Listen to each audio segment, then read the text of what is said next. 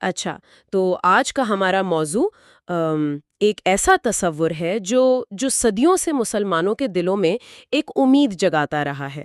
ایک انتظار کی کیفیت ہے نا؟ جی بالکل، ایک نجات دہندہ کا تصور جو اس وقت آئے گا جب دنیا ظلم اور ناانصافی سے بھر چکی ہوگی۔ ہم بات کر رہے ہیں امام مہدی کی۔ بالکل، اور یہ صرف کوئی کہانی نہیں ہے، بلکہ اسلامی عقیدے کا ایک بہت اہم حصہ ہے، جسے علم الآخرت میں ایک مرکزی حیثیت حاصل ہے۔ ہوں یہ مستقبل کی ایک ایسی تصویر ہے جو گہری مایوسی میں امید کی کرن دکھاتی ہے۔ تو آج ہم اسی موضوع کی گہرائی میں اترتے ہیں۔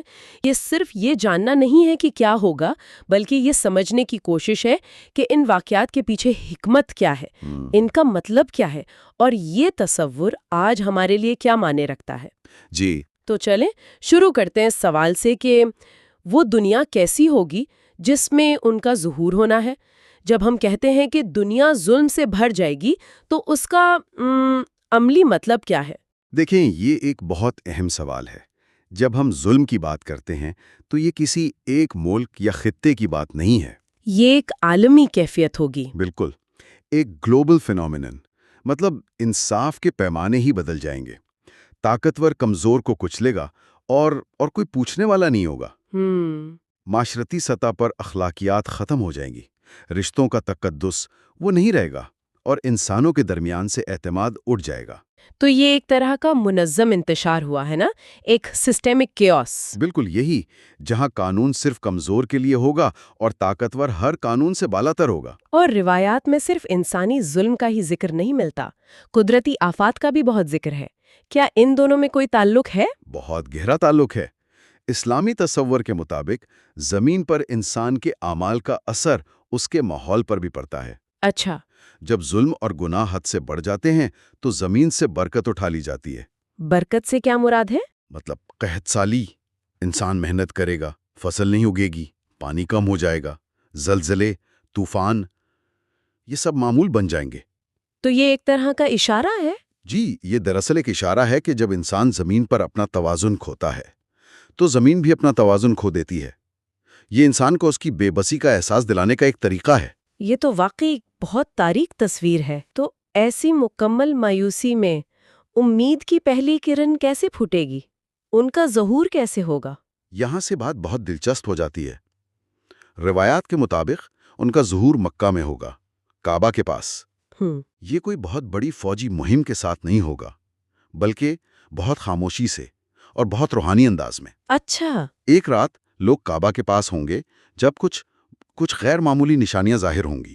اور ایک آواز کا بھی ذکر ہے نا، جسے صرف کچھ خاص لوگ ہی سن پائیں گے۔ جی ہاں، تو اس میں کیا حکمت ہو سکتی ہے؟ مطلب کیا یہ اس بات کی طرف اشارہ ہے کہ ہدایت صرف اسے ملتی ہے جو اسے ڈھونڈ رہا ہو؟ آپ نے بالکل صحیح نقطہ پکڑا ہے۔ یہ تصور بہت گہرا ہے۔ اس کا مطلب ہے کہ سچائی سب کے سامنے چیخ چیخ کر نہیں آتی۔ صحیح۔ اسے پہچاننے کے لیے دل میں ایمان اور سچ کی طلب کا ہونا ضروری ہے۔ جن کے دلوں میں پہلے سے حق کی تلاش ہوگی، وہ اس آواز کو، اس نور کو پہچان لیں گے، جبکہ باقی دنیا شاید اسے کوئی معمولی واقعہ سمجھ کر نظر انداز کر دے۔ اور ان کی شناخت کے بارے میں بھی تو بہت واضح باتیں بتائی گئی ہیں۔ جی بالکل، ان کا نام محمد، والد کا نام عبداللہ ہوگا، اور وہ حضرت فاطمہ رضی اللہ عنہا کی اولاد میں سے ہوں گے۔ اور یہ ایک ایسا نقطہ ہے جس پر تقریباً تمام اسلامی مکاتب فکر متفق ہیں، ہے نا؟ جی، اور یہی بات اس عقیدے کو امت میں ایک مرکزی حیثیت دیتی ہے، اگرچہ باقی تفصیلات میں کچھ اختلاف ہو سکتا ہے۔ لیکن یہاں ایک سوال اٹھتا ہے، اگر نشانیاں اتنی واضح اور صاف ہوں گی تو پھر اس میں آزمائش کیا رہی؟ ایمان تو غیب پر لانے کا نام ہے۔ جب سب کچھ سامنے نظر آ جائے گا تو امتحان کیسا؟ بہت عمدہ سوال ہے۔ دراصل نشانیاں واضح ہونے کے باوجود امتحان ختم نہیں ہوتا۔ اچھا؟ اس کی نوعیت بدل جاتی ہے۔ امتحان یہ نہیں ہوگا کہ انہیں پہچانا جائے یا نہیں، امتحان یہ ہوگا کہ انہیں پہچاننے کے بعد کیا آپ ان کا ساتھ دینے کے لیے تیار ہیں؟ یعنی اپنی جان، مال، سب کچھ قربان کرنے کے لیے؟ بالکل، کیونکہ ان کا ساتھ دینا اس وقت کی ظالم عالمی طاقتوں سے ٹکر لینے کے برابر ہوگا۔ تو اصل امتحان پہچان کا نہیں، بلکہ پہچاننے کے بعد ثابت قدمی اور قربانی کا ہوگا۔ میں سمجھ گئی۔ تو ظہور کے بعد جب ہر طرف اتنا انتشار ہے، اتنی بکھری ہوئی امت ہے، جی، تو پہلا قدم کیا ہوگا؟ انہیں متحد کرنا؟ تو یہ تو تقریباً ناممکن لگتا ہے۔ اور یہی ان کی قیادت کا سب سے بڑا کمال ہوگا۔ ان کا پہلا مقصد کسی بیرونی دشمن سے لڑنا نہیں ہوگا، بلکہ گھر کو ٹھیک کرنا۔ بالکل، پہلے گھر کو ٹھیک کرنا۔ وہ مسلمانوں کے درمیان موجود نفرتوں، فرقہ واریت، ان سب چیزوں کو ختم کریں گے۔ کس طرح؟ ان کا پیغام محبت، رحمت اور انصاف پر مبنی ہوگا، جو دلوں کو جوڑے گا۔ یہ اتحاد صرف ایک فوجی حکمت عملی نہیں ہوگی، بلکہ اس بات کی علامت ہوگی کہ امت کی اصل طاقت اس کے اندرونی اتحاد میں ہے۔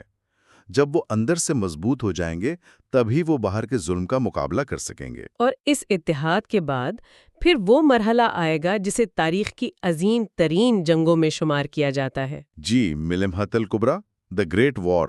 یہ کیسی جنگ ہوگی؟ یہ کوئی روایتی جنگ نہیں ہوگی۔ ایک طرف امام مہدی کا لشکر ہوگا، جن کے پاس شاید مادی وسائل کم ہوں لیکن ایمان کی طاقت ہوگی۔ اور دوسری طرف اس وقت کی عالمی شیطانی طاقتیں، جن کے پاس جدید ترین ٹیکنالوجی، ہتھیار، سب کچھ ہوگا۔ یہ جنگ صرف میدان میں نہیں لڑی جائے گی، بلکہ نظریات اور عقائد کی بھی جنگ ہوگی۔ بالکل۔ اچھا، تو اس عظیم فتح کے بعد دنیا میں امن قائم ہو جانا چاہیے؟ جی، ہونا تو یہی چاہیے۔ لیکن کہانی یہاں ختم نہیں ہوتی، بلکہ اس کے بعد ایک اس سے بھی بڑا چیلنج آتا ہے نا؟ بالکل، بالکل۔ اور یہی تاریخ کا سبق ہے کہ ہر بڑی کامیابی کے بعد ایک بڑا امتحان آتا ہے۔ تو ہر طرف سکون ہوگا، انصاف ہوگا، تبھی دجال کا ظہور ہوگا۔ اور یہ تاریخ انسانی کا سب سے بڑا فتنہ ہوگا۔ فتنہ، ہم یہ لفظ بہت سنتے ہیں۔ دجال کے فتنے کو سب سے بڑا امتحان کیوں کہا گیا ہے؟ دیکھیں، فتنہ کا لفظ ہم بہت استعمال کرتے ہیں، جی، لیکن اس کا مطلب صرف مصیبت نہیں ہے۔ اس کا اصل مطلب ہے ایک ٹیسٹ، ایک ایسی آزمائش جو سچ اور جھوٹ کو الگ کر دے، کھرے اور کھوٹے کو الگ کر دے۔ بالکل، جیسے سونے کو آگ میں تپایا جاتا ہے۔ جی، دجال کا فتنہ سب سے بڑا اس لیے ہے کیونکہ وہ حقیقت کو الٹ کر پیش کرے گا۔ وہ سچ کو جھوٹ اور جھوٹ کو سچ بنا کر دکھائے گا۔ اور اس کے پاس ایسی طاقتیں ہوں گی جو معجزے لگیں گی، جیسے کہ اس کے ایک ہاتھ میں جنت اور دوسرے میں جہنم کا ہونا۔ جی ہاں، بارش برسانا، مردوں کو زندہ کرنا، یہ سب کچھ وہ کرے گا۔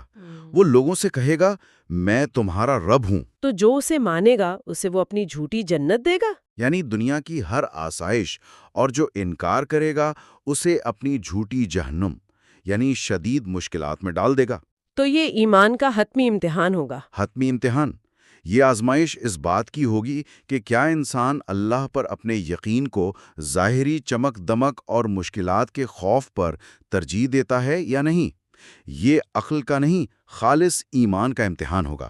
اور یہ بھی کہا جاتا ہے کہ وہ پوری دنیا میں پھرے گا، لیکن 2 شہروں میں داخل نہیں ہو سکے گا، مکہ اور مدینہ۔ جی ہاں، اس کی کیا علامتی اہمیت ہے؟ اس کی بہت گہری علامتی اہمیت ہے۔ مکہ اور مدینہ اسلام کے روحانی مراکز ہیں۔